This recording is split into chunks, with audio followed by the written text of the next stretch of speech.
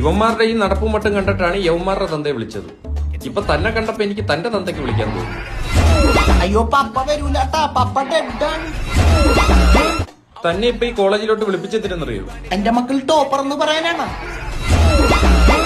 Topper അല്ല, popper അടക്കം രണ്ടും പൊട്ടിയത്. എന്റെ പൊന്നു പപ്പ ഇവരിപ്പോ പഠിപ്പിക്കണമെന്നില്ല, ഭയങ്കര ഉറപ്പാണ്.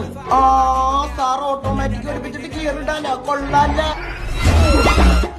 പിന്നെ തന്റെ ഈ മൂത്ത മോൻ ആ ജിണ്ടാപ്പി എന്താണ്? ആ ഒരു കഴിവില്ലാത്തൊരു ഇറക്കൻ. അത് പറയല് സാറേ, ഡെയിലി 3 പാക്കറ്റ് തീർച്ചയൊക്കെ ഒറ്റയിരിപ്പിന് വലിച്ചോളിയും മച്ചാൻ.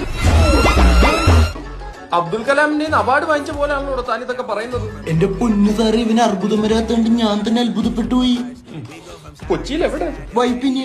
തനിക്ക് ഇവന് എത്ര പേപ്പർ ഉണ്ടെന്നറിയാവോ? ഇന്നലെ ഞാൻ 2 പേപ്പർ ജോയിന്റ് അടിക്കാൻ വേണ്ടി കൊടുത്ത്. നീ പുതിയതല്ല വാങ്ങിച്ച. പപ്പ അറിയാതെ ഞാൻ എന്തെങ്കിലും ചെയ്യുവോപ്പാ? ആ ഇല്ല, അതങ്ങനെ സംഭവിക്കൂല.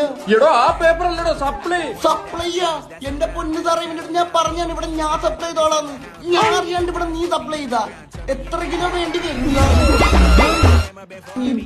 മച്ചാനെ ഞാൻ ഇവരുടെ കഞ്ചാവ് ഇവിടുന്ന് ഉത്ഭവിക്കുന്നതെന്ന് അറിയാനായിട്ട് വിളിച്ചു വരുത്തിയത് ഇപ്പൊ മനസ്സിലായി. എന്നാ മച്ചാനെ നമുക്ക് മഷ്റൂം എടുക്കാം, അത് ലീക്കലാണ്.